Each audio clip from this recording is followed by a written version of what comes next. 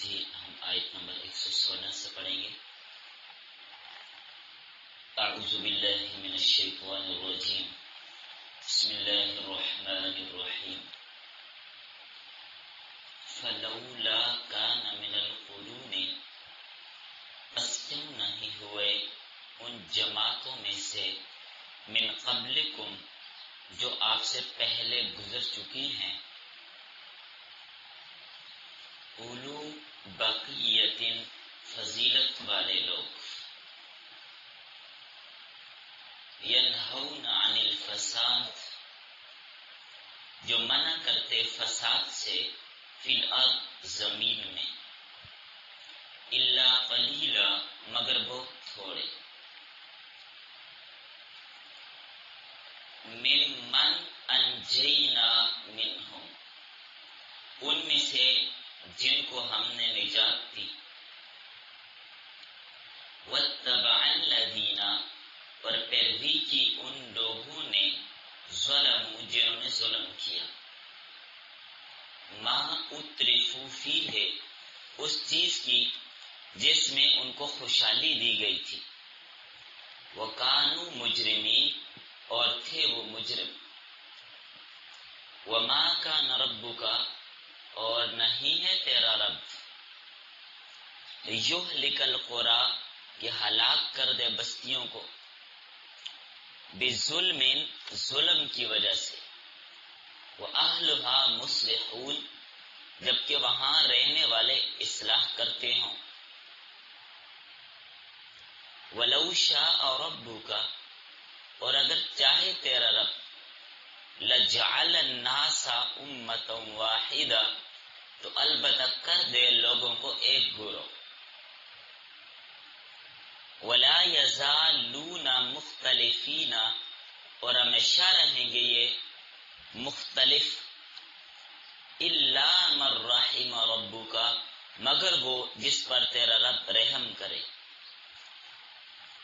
ولذالک خلقہم اور اسی لیے ان کو پیدا کیا اللہ تعالی نے، وتمت اور مکمل ہو چکا، کلمۃ ربک فیصلہ تیرے رب کا، لأملأن جہنم البتہ میں ضرور بھروں گا جہنم کو، من الجنت جنات سے، والناس اور انسانوں سے، اجمعین اکٹھے ہوں گے۔ چلیں بس آیت نمبر 119 تک، 116 تا 119۔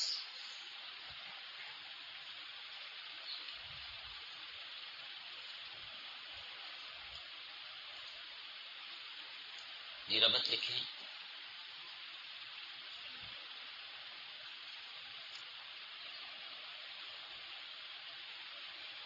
حضرت نوح علیہ السلام سے لے کر حضرت موسیٰ علیہ السلام تک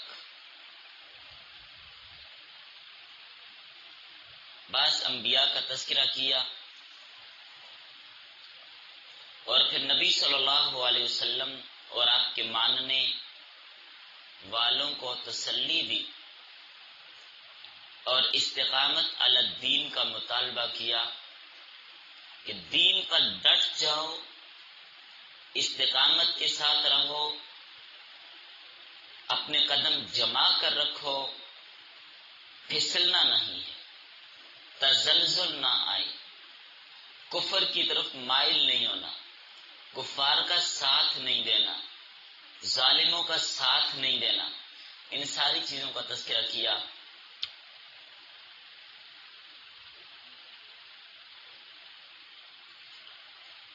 ظلم سے بچنے کا حکم دیا، تعلق باللہ کو مضبوطی سے تھامنے کو حکم دیا، مصائب اور مشکلات کو برداشت کرنے اور ان پر صبر کرنے کا اور صبر کا دامن تھامے رکھنے کا حکم دیا۔ سابقہ امتوں کا حال بیان کر کے اللہ تعالیٰ نے آخری امت کو یہ بات سمجھائی کہ ہمیشہ نیکی کے کام کی دعوت دیتے رہو اور برائی سے لوگوں کو منع کرتے رہو۔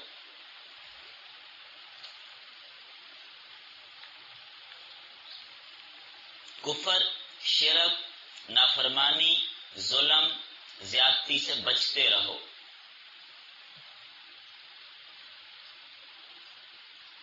اور زمین میں فساد مت کرو۔ ابتدا اسی بات سے کی،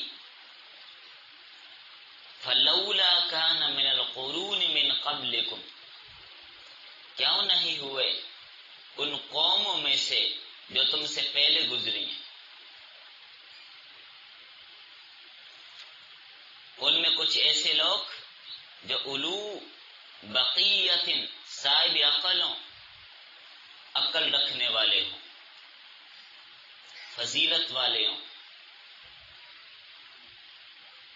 ینہون عن، وہ منع کرتے، عن الفساد فی الارض، زمین میں فساد برپا کرنے سے، الا قلیلا ممن انجینا منہم، مگر بہت تھوڑے ان میں سے تھے جو فساد سے منع کرتے تھے، تو ہم نے نجات بھی انہیں کو دی جو فساد سے لوگوں کو منع کرتے تھے، جو امر بالمعروف کرتے تھے، نہی عن المنکر کرتے تھے، لوگوں کو برائی سے منع کرتے تھے، نیکی کا حکم کرتے تھے، انہیں ہم نے نجات دی ہے۔ قرن کیا چیز ہوتی ہے؟ یہاں پر قرون کا لفظ استعمال ہوا، قرون، فلولا کان من القرون، تو قرون قرن کی جمع ہے، قرن کہتے ہیں جماعت کو، نسل، طبقہ، صدی، جیسے خیر القرون قرنی، بہترین زمانہ میرا زمانہ ہے، ثم الذین یلونہم، پھر اس کے بعد والا، اور ثم الذین یلونہم، پھر اس کے بعد والا، پھر صحابہ اور تابعین کے زمانے کی طرف اشارہ کیا، تو ایک پہلے جو ابتدائی 3 صدیاں خیر القرون کا زمانہ کہلاتا ہے۔ قرن سینگ کو بھی کہتے ہیں، سینگ۔ اس مقام پر نسل، قوم، طبقہ، صدی، دور، جماعت، ان سارے معنی کا اطلاق یہاں کیا جاتا ہے، ہو سکتا ہے۔ مطلب کیا ہے؟ سابقہ اقوام، سابقہ ادوار میں جو تھی وہ بھی فساد کرنے سے روکنے والی نہیں تھی، بہت کم تھے جو فساد سے روکتے تھے، اور باقی صاحب فضیلت لوگ کون ہیں؟ اولو بقیہ، صاحب عقل، سمجھدار، سوچ بچار کرنے والے، صاحب الرائے، جو فساد فی الارض سے لوگوں کو روکتے اور منع کرتے ہیں۔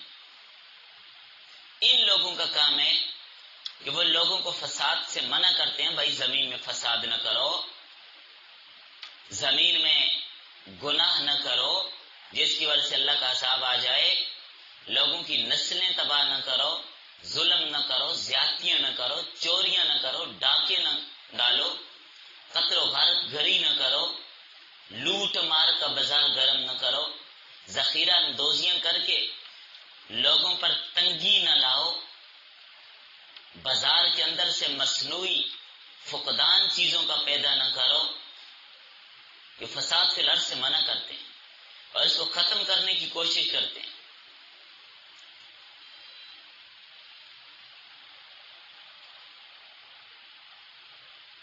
تو فرمایا پہلے لوگوں میں بہت کم لوگ ایسے ہوئے جو منع کرتے تھے، تو امر بالمعروف اور نہی عن المنکر کا فریضہ ادا کرنا لازمی ہے، لوگوں کو فساد کرنے سے روکنا۔ دنیا میں سب سے بڑا فساد کیا ہے؟ کفر اور شرک، پھر اس کے بعد ظلم، شرک بھی ظلم ہے، ان الشرک لظلم عظیم، ظلم کرنا، کسی کے ساتھ زیادتی کرنا، یہ سب سے بڑا فساد ہے۔ تو اس لیے ان آیات میں یہ بات فرمائی کہ ایسا کیوں نہ ہوا کہ لوگ زمین میں فساد کرنے سے منع کرتے۔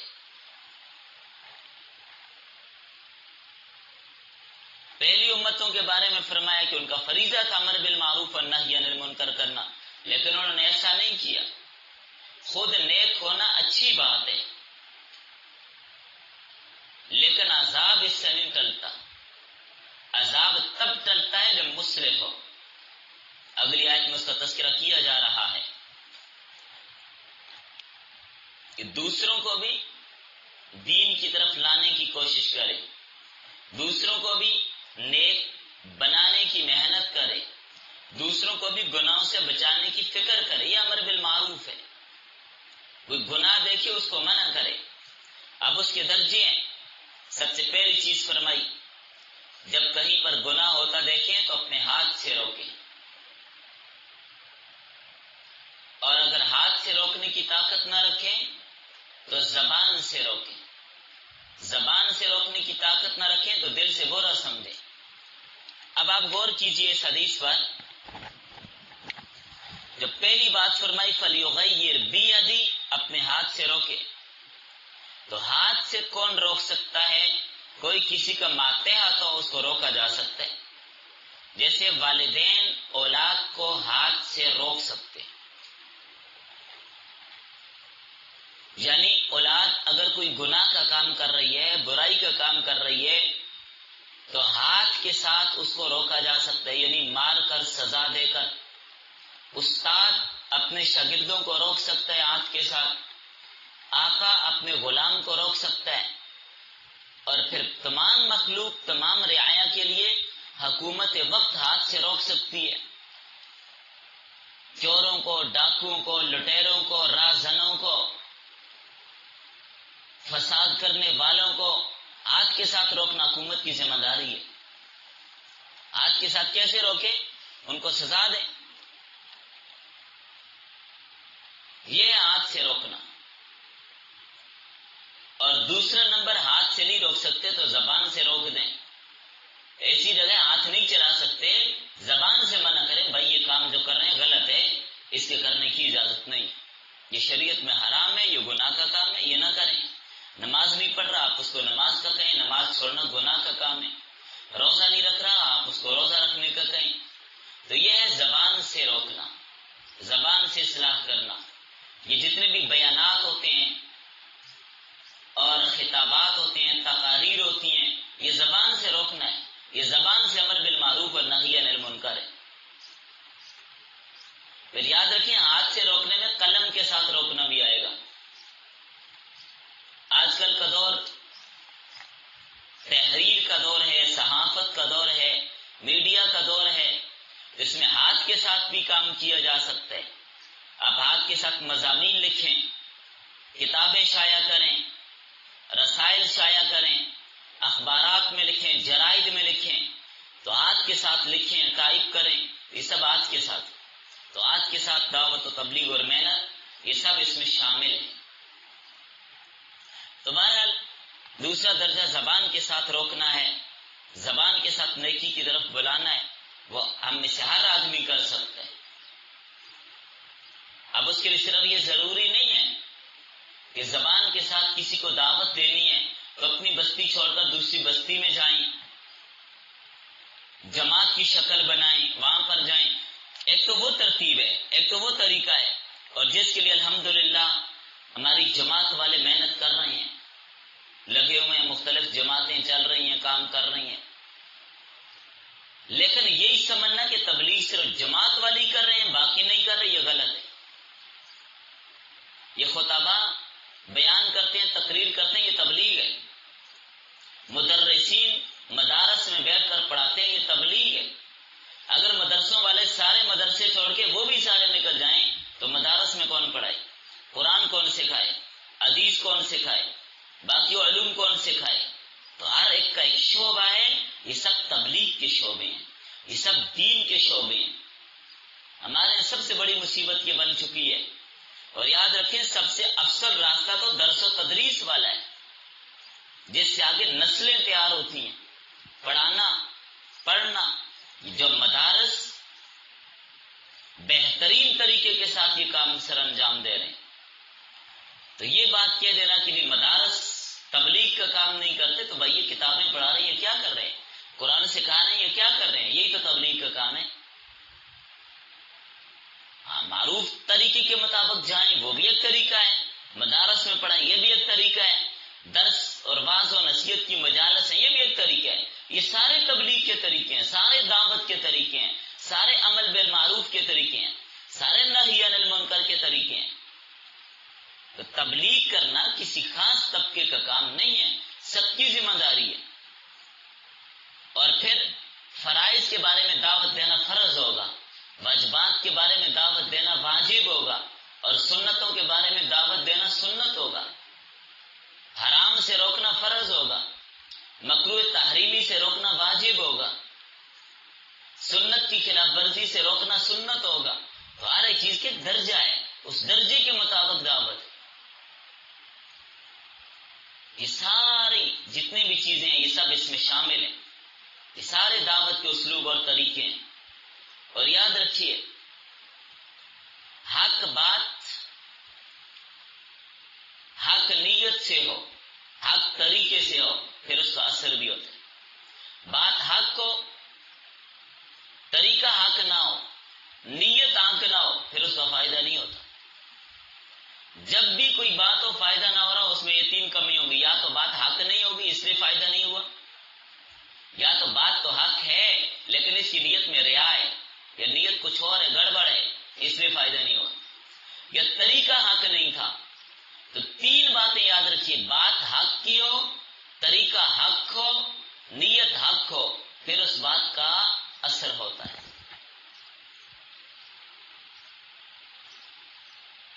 تو بہرحال یہ سارے دین کے شعبے ہیں۔ ہر آدمی جو کتابیں لکھ رہے ہیں، تفاسیر لکھ رہے ہیں، احادیث لکھ رہے ہیں، اس پر محنت کریں، یہ سب تبلیغ کا کام ہے، یہ سب دین کے شعبے ہیں۔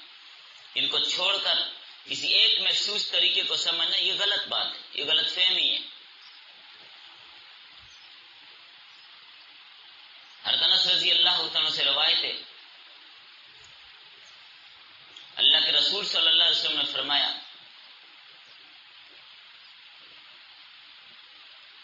چلیں بات لمبی ہو رہی ہے، اس کو بھی چھوڑتے ہیں۔ بہرحال خلاصہ کلام یہی ہے کہ مصلح کا ہونا اصلاح کے لیے ضروری ہے، اور کوئی بستی عذابات سے تب بچے گی جب وہاں پر خیرخواہی کی جائے، مصلح موجود ہو، اصلاح کرنے والا موجود ہو، لوگوں کو دین کی دعوت دینے والا، قرآن کا درس دینے والا، حدیث کا درس دینے والا، نئی نسل کو قرآن سکھانے پڑھانے والے یہ موجود ہوں، وہ بستی عذاب سے محفوظ رہتی ہے۔ اور فرمایا: وَاتَّبَعَ الَّذِينَ ظَلَمُوا، اور پیروی کی ان لوگوں نے جنہوں نے ظلم کیا، مَا أُتْرِفُوا فِيهِ، اس چیز کی جس میں ان کو خوشحالی دی گئی، مال، دولت، اقتدار، زمینیں، کوٹھیاں، ان کے پیچھے پڑے رہے، ساری زندگی دنیا میں ترقی کرنے میں انہوں نے لگا دی لیکن دین میں ترقی نہ کی۔ حدیث میں آتے ہیں نا: لَوْ كَانَ لِابْنِ آدم وادیان، اگر ابن آدم کے لیے دو وادیاں ہوں، من ذهب، سونے کی، لَبْتَغَى ثالثا، تو تیسری تلاش کرے گا، تیسری مل جائے، اس لیے کہ وہ قناعت نہیں کرتا۔ اور فرمایا: وَلَا يَمْلَأُ جَوْفَ ابن آدم إِلَّا التُّرَابُ، ابن آدم کا پیٹ صرف قبر کی مٹی بھر سکتی ہے، کوئی چیز ابن آدم کا پیٹ نہیں بھر سکتی۔ فرمایا وہ لوگ جو مال اور دولت کے پیچھے پڑے رہے، وَكَانُوا مُجْرِمِينَ، اور تھے مجرم تھے، دین کی فکر نہ کی، لوگوں کی اصلاح کی فکر نہ کی، اپنی اولاد تک کی اصلاح کی فکر نہ کی۔ گھر کا جو بڑا ہے، گھر کے چھوٹوں کی اصلاح کی فکر اس کی ذمہ داری ہے۔ گھر میں چھوٹے نماز نہیں پڑھتے، ان کو نماز پہ لگائے۔ گھر میں دینداری کا ماحول پیدا کرنا گھر کے بڑے کی، ماں باپ کی ذمہ داری ہے۔ ساس صاحبہ ہیں تو ان کی بھی ذمہ داری ہے اپنی بہو کو لگائیں، خامد ہے تو ذمہ داری ہے بیوی کو لگانے کی۔ تو فرمایا: وہ آسودہ لوگ، آرام طلبی اور خوشحالی ان کو عطا کی گئی، اور یہ لوگ انہی چیزوں کے پیچھے پڑے رہے، ظلم اور فساد کو مٹانے کی کوشش نہ کی، اپنی عیاشیوں میں منہمک رہے۔ نتیجہ یہ نکلا: وَكَانُوا مُجْرِمِينَ، وہ گناہگار اور مجرم تھے۔ یہ لوگ حق کو قبول کرنے کے بجائے شرکی اور کفری رسومات کے پیچھے لگے رہے، بدعات کو رواج دیتے رہے، دنیا کا سامان عیش و عشرت اکٹھا کرنے میں لگے رہے، اور انہیں فساد کرنے والوں کو منع نہ کیا۔ سورۃ الانعام میں اللہ تعالیٰ فرماتے ہیں، مشرکین کا بھی یہی حال بیان کیا اللہ تعالیٰ نے، وَهُمْ يَنْهَوْنَ عَنْهُ وَيَنْأَوْنَ عَنْهُ، وہ لوگوں کو قرآن سے روکتے تھے اور خود بھی اس سے دور رہتے تھے۔ اس طرح وہ فساد فی الارض کی حمایت کرتے تھے۔ تو یہ امت آخر الزمان کو تنبیہ کی جا رہی ہے کہ تم بھی سابقہ قوموں کی طرح نہ ہو جانا، بلکہ خود بھی صحیح راستے پر چلنا اور دوسروں کو بھی صحیح راستے پر چلنے کی دعوت دینا۔ خود بھی صحیح راستے پر چلنا، دوسروں کو بھی صحیح راستے پر لانا، خود بھی فساد اور گناہوں سے بچنا، دوسروں کو بھی بچانا، یہ تمہارا کام ہے۔ اب دیکھیے نا، کسی کو دعوت دینی ہے، گناہ سے روکنا ہے، اس کو پیار محبت کے ساتھ الگ جگہ پر سمجھائیے۔ اب مجمع عام میں ایک آدمی کوئی غلطی کرتا ہے تو وہیں پر آپ نے اس کو پکڑ لیا، بھئی آپ کو شرم نہیں آتی؟ یہ کوئی طریقہ ہے؟ ایسے کرتے ہوتے ہیں؟ کیوں کیا آپ نے ایسے؟ تو یاد رکھیں، اس طرح سے گناہ سے کوئی بھی نہیں بچے گا۔ اس کے لیے محنت کرنی پڑتی ہے، دین پر لانے کے لیے ایک محنت کرنی پڑتی ہے۔ ایک طریقہ ہوتے ہیں سب کے سامنے اس کو شرمندہ کر دینا، بھیا کیوں کر رہے ہیں، یہ کیا ہوا، نہیں کرنا چاہیے ایسا۔ اس طرح نہیں بچت ہوگی۔ اب دیکھیں، چھوٹا بچہ ہوتا ہے، اس کو پانی پینا، اس کو کھانا کھلانا، اس کو کپڑے پہنانا، آہستہ آہستہ آہستہ اس کو سکھایا جاتا ہے، اس کو لگایا جاتا ہے۔ تو دین پر بھی ایسے آہستہ آہستہ لگایا جائے گا۔ یہ تو نہیں ہے کہ ایک ہی بار کہہ دیا اس کو،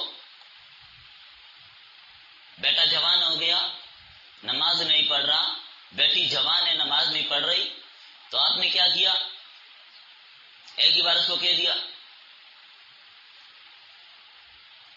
ایسے سخت الفاظ میں، چل اٹھ، ابھی تک پڑھی ہے، چل جلدی کر نماز پڑھ، بھائی یہ طریقہ نہیں ہوگا، ایسے نہیں ہوگا۔ یہ تو آخری حد میں ہے، پہلے ابتدا میں آہستہ آہستہ اس کو لے جائیں، پھر نہ پڑھے تو پھر یہ حل ہوگا۔ پہلے ہی اس پر یوں جبر کر لینا، ایسا کام نہیں چلے گا۔ آہستہ آہستہ اس کو لائیے، پیار سے اس کو سمجھائیے، محبت کے ساتھ اس میں چلیں، بیٹے نماز کا ٹائم ہے، نماز پڑھ لیجئے۔ پھر آپ دیکھیں عادت بنتی ہے یا نہیں بنتی۔ اگر ہم اس کو ایک ہی بار بڑے سخت انداز سے اس کو کہہ دیں تو ایسے نماز کی طرف نہیں آئیں گے، ایسے دین کی طرف نہیں آئیں گے۔ ہر کام پہ لانے کا ایک اسلوب اور ایک طریقہ ہوتا ہے۔ سورۃ البقرہ میں منافقوں کا ذکر کیا جو فساد فی الارض کرتے تھے۔ وَإِذَا قِيلَ لَكُمْ لَا تُفْسِدُوا فِي الْأَرْضِ، جب ان سے کہا جاتا کہ زمین میں فساد نہ کرو، قَالُوا إِنَّمَا نَحْنُ مُصْلِحُونَ، وہ کہتے ہم تو اصلاح کرنے والے۔ فساد فی الارض کیا ہے؟ اللہ کی نازل کردہ شریعت میں خلل ڈالنا، الاخلال بالشرائع، اور اس کی خلاف ورزی کرنا، یہ فساد فی الارض ہے۔ شریعت کی خلاف ورزی کرنا کیا ہے؟ زمین میں فساد ہے۔ امام شاہ ولی اللہ دہلوی بھی فرماتے ہیں اللہ کی اطاعت سے زمین میں اصلاح ہوتی ہے، اور شریعت کے خلاف کرنے سے فساد پیدا ہوتا ہے۔ پاکیزہ عقیدے، پاکیزہ عمل، اللہ کے سامنے عاجزی، عدل، انصاف کے قیام سے انسان کا مزاج درست ہوتا ہے اور فرشتوں کے مزاج کے ساتھ ملتا ہے۔ لیکن جب انسان میں عقیدے کی نجاست آ جائے، عقیدہ گندا ہو جائے، اخلاق گندے ہو جائیں، عمل خراب ہو جائیں، اب عاجزی کے بجائے غرور پیدا ہوگا، احسان کے بجائے لوٹ مار پیدا ہوگی، عدل کی جگہ ظلم ہوگا، تو پھر انسان کا مزاج بگڑ کر فرشتوں والا نہیں جانوروں والا بنے گا۔ تو پھر ایسے انسان کی مثال حلال جانوروں کی ہوگی جن کا ہم کیا کرتے ہیں؟ دودھ پیتے ہیں، گوشت کھاتے ہیں، تو جب تک یہ جانور اونٹ، گائے، بھینس، بیڑ، بکری وغیرہ گھاس کھاتے رہیں تو ان کا مزاج درست رہتے ہیں۔ اور اگر ان میں سے کوئی جانور چارے کے بجائے گوشت کھانا شروع کر دے، اب اس کا مزاج بگڑ جاتا ہے، پھر اس کا دودھ قابل استعمال نہیں رہتا، گوشت بھی قابل استعمال نہیں رہتا۔ اس لیے شریعت میں گندگی کھانے والے جانور کا گوشت مکروہ تحریمی میں آتا ہے، لیکن گندی چیزیں کھانے سے اس کا مزاج بگڑ جاتا ہے، اس کا دودھ اور گوشت قابل استعمال نہیں رہتا۔ تو شریعت کا حکم یہ ہے کہ ایسے جانور کو کم از کم 10 دن تک باندھ کر رکھو اور اس کو پاکیزہ چیز کھلاؤ تاکہ وہ گندگی نہ کھائے، پاک چارہ کھائے، تب اس کا دودھ اور گوشت استعمال کرنے کی اجازت ہوگی۔ تو مطلب یہ ہے کہ شریعت کو قائم رکھنے سے انسان کا مزاج درست رہتا ہے، اور جب وہ شریعت کی پابندی چھوڑ دیتے ہیں تو مزاج بگڑ جاتا ہے، اور مزید اس کو چھوڑ دیا جائے تو مزید بگڑ کر درندہ بن جاتا ہے۔ آگے فرمایا وما کان ربک لیہلک القری بظلم، تیرا رب ایسا نہیں ہے کہ بستیوں کے رہنے والوں کو ظلم اور زیادتی کے ساتھ ہلاک کر دے، وَأَهْلُهَا مُصْلِحُونَ، جب ان بستیوں کے رہنے والے اصلاح کرنے والے ہوں۔ پھر اب تک لوگ اصلاح کی طرف مائل ہیں، اللہ کی طرف سے عذاب نہیں آتا، امر بالمعروف اور نہی عن المنکر کر رہے ہیں، شریعت الہیہ کو تھامے ہوئے اس پر چل رہے ہیں، تو اللہ کے عذاب اور قہر سے محفوظ رہتے ہیں۔ آگے تسلی کا مضمون آ رہا ہے کہ تمام کے تمام لوگ ایک راستے پر کبھی نہیں رہے، لہذا اختلاف سے دل شکستہ نہیں ہونا چاہیے۔ وَلَوْ شَاءَ رَبُّكَ لَجَعَلَ النَّاسَ أُمَّةً وَاحِدَةً، اگر آپ کا رب چاہتا تو سب لوگوں کو ایک ہی امت یعنی ایک ہی ایمان کے راستے پر چلاتا، ایک شخص بھی شرائع الہیہ کی خلاف ورزی نہ کرتا۔ ایسا کرنا اللہ کے لیے مشکل تو سارے لوگ مسلمان ہوتے، اللہ کے لیے کوئی مشکل تھا؟ بالکل نہیں، اللہ کے اختیار میں ہے، لیکن اس کے قانون کے خلاف ہے۔ وہ کسی کو زبردستی کوئی بات منوانا نہیں چاہتا، اس نے ایک حد تک انسان کو عقل دی ہے، شعور دیا ہے اور اختیار دیا ہے کہ اچھے برے کو سمجھے اور سوچے کہ میرے لیے کیا اچھا ہے کیا برا ہے، پھر اس کے مطابق اس کی اختیار کرے۔ ساتھ حکم بھی دیا کہ ایمان اور نیکی کا راستہ اختیار کرے اور کفر اور شرک سے بچے۔ تو جو بھی طریقے اختیار کرے گا اس کے مطابق بدلہ ملے گا، اس کے امتحان ہو رہے ہیں۔ اللہ جبرن کسی کو لا کر مجبوراً نیک نہیں بناتے کہ جبرن تو نیک بن جا، لا اکراہ فی الدین، دین میں جبر نہیں ہے۔ اللہ کسی کو ایمان قبول کرنے پر مجبور نہیں کرتے، بلکہ اسے موقع دیتے ہیں، پھر ایمان اسی کا معتبر ہے جو اپنی مرضی سے قبول کرے۔ اس نے ہدایت اور گمراہی کا راستہ واضح کر دیے، تو انبیاء کرام کو مبعوث کر کے بات سمجھا دی، کتابیں نازل کر کے بات سمجھا دی۔ فمن شاء فلیؤمن ومن شاء فلیکفر، جو چاہے ایمان لائے جو چاہے کفر کرے اس کے اختیار میں ہے، جس کا جی چاہے ایمان پر ڈٹا رہے اور جس کا جی چاہے کفر کرے اس کی مرضی ہے۔ حدیث میں آتا ہے اللہ تعالیٰ نے عقل کو پیدا کیا اور فرمایا تیری وجہ سے ہی میں مواخذہ کروں گا اور تیری وجہ سے ہی میں عطا کروں گا۔ تو اللہ نے جس کو عقل عطا نہیں کی اس کا مواخذہ بھی، اس کی پکڑ بھی نہیں ہوگی، پاگل ہے۔ جب تک بچہ عقل مند نہیں ہوتا، نابالغ ہوتے، وہ مکلف نہیں ہے۔ پاگل اور دیوانہ ہے وہ بھی مکلف نہیں ہے، غیر مکلف ہے۔ جو عقل سے خالی وہ مکلف نہیں ہے۔ تو اللہ نے عقل بہت بڑی چیز ہے اور بہت بڑا جوہر عطا کیا عقل کا۔ کتنے خوبصورت خوبصورت نوجوان ہوتے ہیں، عقل نہیں ہوتی، ڈھیر پر بیٹھے گند اٹھا رہے ہوتے ہیں اور کاغذوں سے چیزیں نکال نکال کے کھا رہے ہوتے ہیں، نالیوں سے چیزیں نکال کے کھا رہے ہوتے ہیں، اس لیے کہ عقل نہیں۔ انبیاء مبعوث کیے، کتابیں نازل کی، انسان کو ظاہری حواس دیے، باطنی حواس دیے، اور پھر اس کو اختیار دیا کہ ایک یہ راستہ ہے، ایک یہ راستہ ہے جس پر چاہے تیری مرضی ہے، ادھر جائے گا تو جنت پہنچے گا، ادھر جائے گا تو جہنم میں گرے گا، تیری مرضی ہے جس پر جانے چل۔ وَلَا يَرْضَىٰ لِعِبَادِهِ الْكُفْرَ، اللہ اپنے بندوں سے کفر پر راضی نہیں ہے، کفر پسند نہیں کرتا اللہ تعالیٰ، اور ظالموں کو، ظلم کرنے والوں کو، کفر کرنے والوں کو اللہ جہنم میں ڈالے گا۔ حاق بہم سرادقها، آگ کی کناتیں ہوں گی، وہ گھیریں گی اس کو۔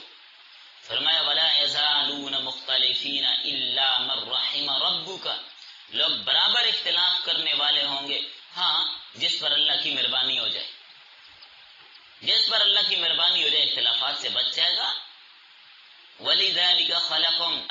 نے انہیں اسی لیے پیدا کی ہے۔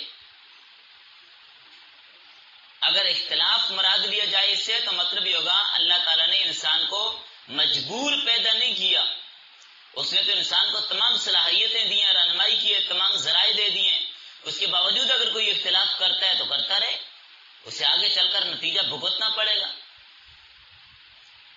اور اگر تخلیق انسانی کو رحم کی طرف منسوب کیا جائے تو اس کا مطلب پھر یہ ہوا کہ اللہ تعالیٰ نے انسان کی تخلیق اس پر رحم کرنے کے لیے کی ہے، رحم کرنے کے لیے، مگر یہ خود اپنے خالق اور مالک کے حکم کی خلاف ورزیاں کر کے سزا کا مستحق بنتا ہے۔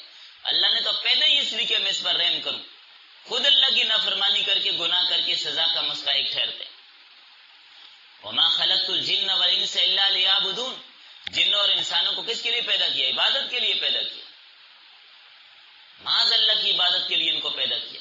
اگر انسان مقصد تخلیق کو پورا کرتے ہوئے اللہ تعالیٰ تک صحیح طریقے سے پہنچ جائے اور صحیح طریقے سے عبادت کرتا رہے تو اللہ کی رحمت کا مستحق بنے گا، اللہ کی رحمتیں ہوں گی اس پر۔ اس لیے فرمایا کہ انسان کی تخلیق کا مقصد اس پر مہربانی کرنا ہے۔ فرمایا اللہ تعالیٰ نے لوگوں کو رحم کے لیے پیدا کیا، لیکن انہوں نے اختلاف کر کر کر کے، ظلم کر کر کے اپنے آپ کو سزا کا مستحق ٹھہرا دیا۔ ان ربک هو یفصل بینہم یوم القیامۃ فیما کانوا فیہ یختلفون، قیامت کے دن اللہ تعالیٰ جن چیزوں میں یہ اختلاف کرتے تھے ان کے درمیان فیصلہ کریں گے۔ وتمت کلمۃ ربک، تیرے رب کی بات پوری ہو جائے گی، وہ کیا ہے؟ لَأَمْلَأَنَّ جَهَنَّمَ مِنَ الْجِنَّةِ وَالنَّاسِ أَجْمَعِينَ، میں جہنم کو جنوں اور انسانوں سے ضرور بھر دوں گا۔ جس نے بغاوت کی اور زمین میں فساد کیا، کفر اور شرک کا راستہ پکڑے رکھا، ظلم اور تعدی اختیار کی، ان سب کو جہنم رسید کر دوں گا۔ اکثر و بیشتر انسان ہمیشہ اسی کفر اور شرک کی بیماری میں رہے، آج بھی ایسا ہی ہے۔ پوری دنیا کی 5 ارب کی آبادی میں 4.25 ارب انسان کفر اور شرک میں مبتلا ہیں، کل آبادی کا 5واں حصہ بھی اللہ کی وحدانیت پر قائم نہیں۔ پھر جنوں کی آبادی تو انسانوں سے بہت زیادہ ہے، وہ نظر تو نہیں آتے، قیامت والے دن سب کو نظر آئیں گے، پردے اٹھ جائیں گے، پھر آپ کو جنات بھی نظر آئیں گے، سب ایک دوسرے کے آمنے سامنے ہوں گے۔ تو ایسے ہی جو ناہنجار ہوتے ہیں ان کی وجہ سے اللہ تعالیٰ نے فیصلہ کیا کہ میں جہنم کو جنوں اور انسانوں سے بھر دوں گا۔ جو جن شرک کریں گے، کفر کریں گے، وہ بھی جہنم میں جائیں گے۔ اللہ تعالیٰ نے سابقہ اقوام کا حال بیان کرنے کے بعد فرمایا اس امت محمدیہ کو خیال کرنا چاہیے کہ کہیں وہ بھی پہلی قوموں کی طرح ان کی بیماریوں میں مبتلا ہو کر جہنم میں نہ چلے جائیں۔ اس لیے اللہ نے اختیار دیا ہے، یاد رکھیے گا، یہ آپ نہیں کہہ سکتے کہ بھائی اللہ تعالیٰ نے ہدایت نہیں دی تو اس لیے جہنم میں چلا گیا تو اللہ تعالیٰ نے اس پر جبر کیوں کیا؟ اللہ نے اختیار دیا ہے، فمن شاء فلیؤمن ومن شاء فلیکفر، بھائی یہ راستہ ایمان والا ہے، یہ کفر والا ہے، جو چاہے ایمان لائے جو چاہے کفر کرے۔ اللہ زبردستی کسی کو مومن نہیں بناتے، زبردستی کسی کو نیک نہیں بناتے، آپ نے ارادہ کیا، آپ نے چاہا تو پڑھنے کے لیے یہاں پر جمع ہوئے، تو اگر آپ نہ چاہتے اللہ توفیق بھی نہ دیتا، جو چاہتا ہے ارادہ کرتے اللہ توفیق دیتے۔ اس لیے فرمایا نوَلِّهِ مَا تَوَلَّى، ہم ادھر پھیریں گے جس طرف ارادہ کرے گا، جو ارادہ ہوگا ادھر پھیریں گے۔ بات سمجھ آ رہی ہے؟ اور فرمایا وَالَّذِينَ جَاهَدُوا فِينَا لَنَهْدِيَنَّهُمْ، جو لوگ ہماری طرف آنے کی کوشش کرتے ہیں ہم ان کو راستہ دکھاتے ہیں، زبردستی کسی پر ہدایت تھونکتے نہیں ہیں۔ فَلَمَّا زَاغُوا أَزَاغَ اللَّهُ قُلُوبَهُمْ، جب وہ ٹیڑے چلے تو ہم نے بھی ان کے دلوں کو ٹیڑھا کر دیا۔ پہلے ہی اللہ ٹیڑھا نہیں کرتا کسی کو، جب لوگ ہدایت پر نہیں آتے ٹیڑھے ہو جاتے ہیں، پھر اللہ ان کو ٹیڑھا کرتے ہیں۔ بات سمجھ آ گئی آپ کو؟ چلیں بس۔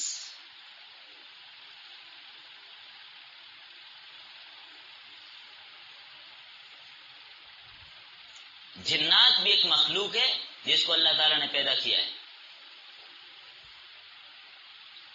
وَالْجَانَّ خَلَقْنَاهُ مِنْ قَبْلُ مِنْ نَارِ السَّمُومِ، جنوں کو ہم نے پیدا کیا اس سے پہلے آگ کی لو سے، دوزخ میں بھی آگ ہے۔ اب کوئی یہ سوال پوچھے کہ آگ کو آگ سے کیسے تکلیف ہوگی؟ سمجھ آ رہی ہے بات؟ یہ جو فرمایا آیت مذکورہ میں لَأَمْلَأَنَّ جَهَنَّمَ مِنَ الْجِنَّةِ وَالنَّاسِ أَجْمَعِينَ، کہ میں جنات اور انسانوں سے جہنم کو بھر دوں گا، تو اب سوال یہ ہے کہ جہنم کے مختلف درجے ہیں۔ ملحد لوگ اعتراض کرتے ہیں جنہوں نے قرآن کریم پر اشکالات کیے کہ قرآن کریم میں یہ ہے کہ جنوں کو بھی جہنم میں ڈالوں گا، تو جنات کو دوسرے مقام پر قرآن میں کہ ان کو آگ سے بنایا، تو آگ کو آگ میں کدھر عذاب ہوگا؟ بخاری کے اندر حدیث آتی ہے، جہنم کے ایک طبقے نے دوسرے طبقے سے شکایت کی، دوسرے طبقے کے بارے شکایت کی، یا اللہ اس طبقے کو میرے سے کچھ دور کر دے، مجھے اس کی حرارت اور گرمی کھا گئی ہے۔ جہنم کا ایک طبقہ دوسرے طبقے کو کھا رہا ہے، تو جنات کیا چیز ہوتی ہے اس کے سامنے؟ جنات کو پیدا کیا دنیا کی آگ سے، دنیا کی آگ جہنم کی آگ کے سامنے کوئی حیثیت نہیں رکھتی۔ جہنم کے ایک طبقہ دوسرے کو جلا رہے ہیں، تو جنات اس کے سامنے کیا ہے؟ لہذا کسی کو اعتراض کرنے کی کوئی ضرورت نہیں۔ جہنم کی آگ اس سے 69 گنا تیز ہے۔ جو لوگ دین سے دور ہیں وہ ایسی باتیں کرتے ہیں۔ جہنم کے اندر زمہریر کا طبقہ بھی ہے، انتہائی سرد طبقہ، انتہائی شدت کی سردی، ٹھنڈا طبقہ، وہاں پر سردی کا عذاب ہے، تو وہ عذابات بھی تو دیے جا سکتے ہیں۔ چلیں بس۔